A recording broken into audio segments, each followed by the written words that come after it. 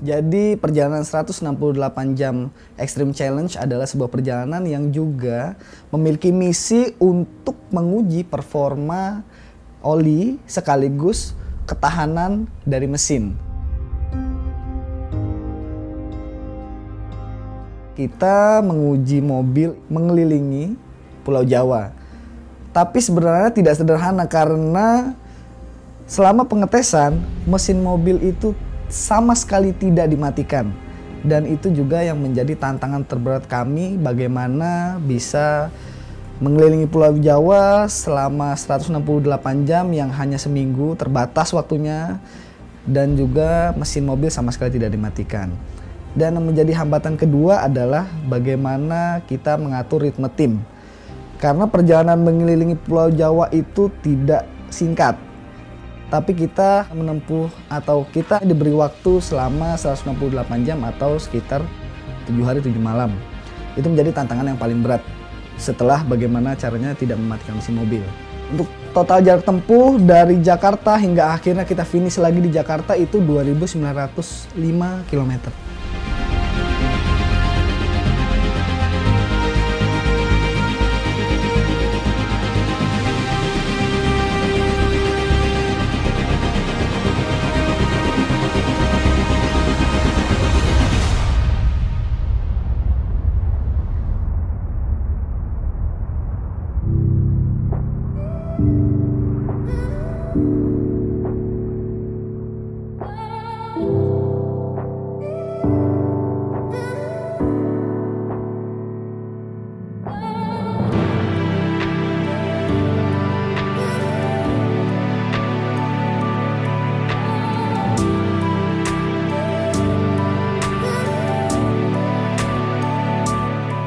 Land Rover Discovery Sport ini sejatinya adalah sebuah SUV 7-seater.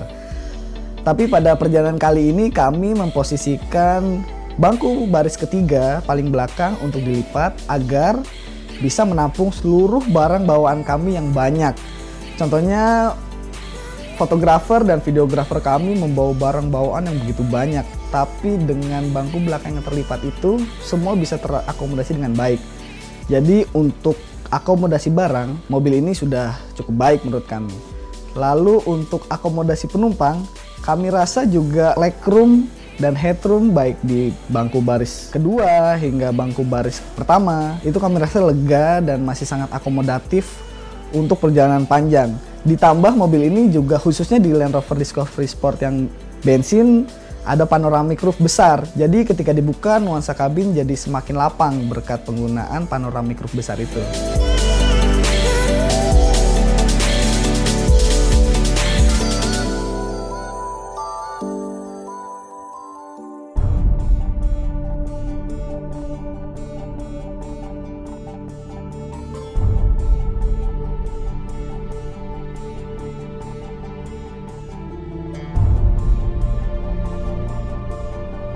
Jadi untuk performa mesin dari kedua Discovery Sport ini menurut kami cukup luar biasa.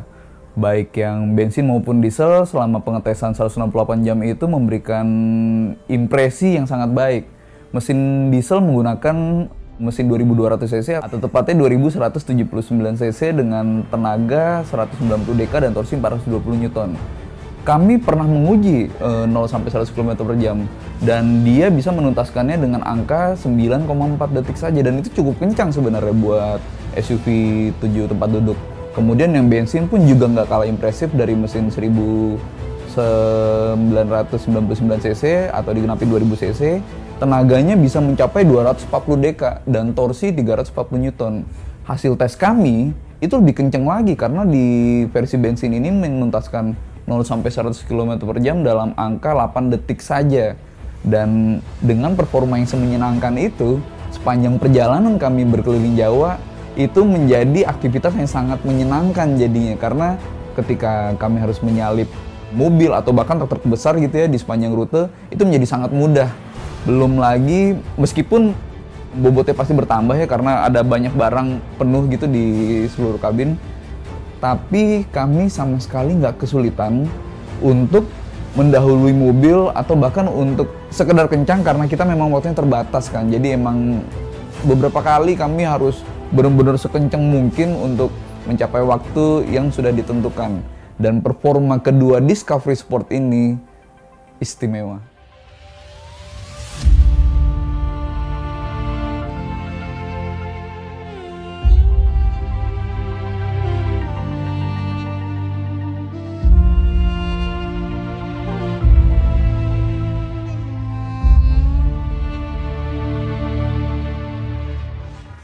Oke, jadi sebenarnya agak mengejutkan justru datang dari handling si Discovery Sport ini dua-duanya. Jadi Land Rover itu sudah terkenal dari dulu sebagai mobil yang jago di off-road. Artinya kalau disuruh ngebelah hutan atau lewat tanah berbukit dan lain sebagainya dia jago. Tapi kalau di jalan raya yang kebetulan merupakan rute mayoritas dari pengetesan ekstrim ini, kebanyakan dia melaju dengan kecepatan tinggi dan bermanuver dengan agak ekstrim.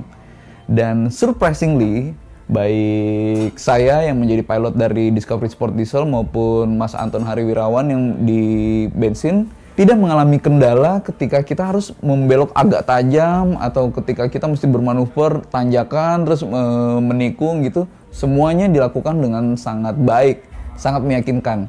Dan ketika handlingnya bisa sedemikian baiknya, kami pun jadi lebih pede dan akhirnya lebih mudah untuk menuntaskan semua tantangan ini. Dan ketajaman dari handling si Discovery Sport ini dua-duanya juga nggak lepas dari sistem gerak seluruh roda canggih yang dibekali oleh Land Rover terhadap Discovery Sport.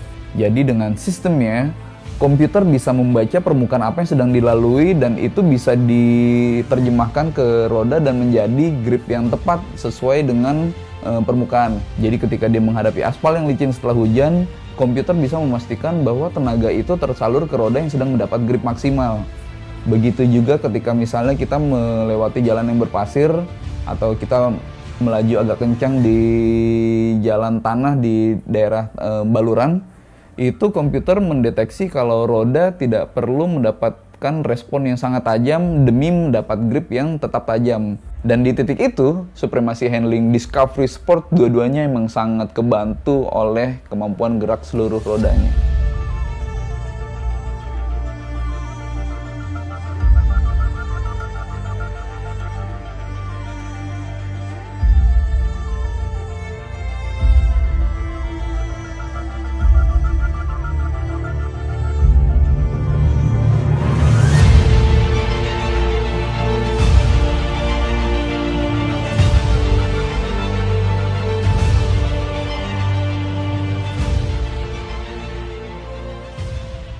Kalau dari segi teknik sebenarnya mobil ini cukup durable dalam arti nggak ada masalah berarti alias troubleshoot yang terjadi sepanjang jalan.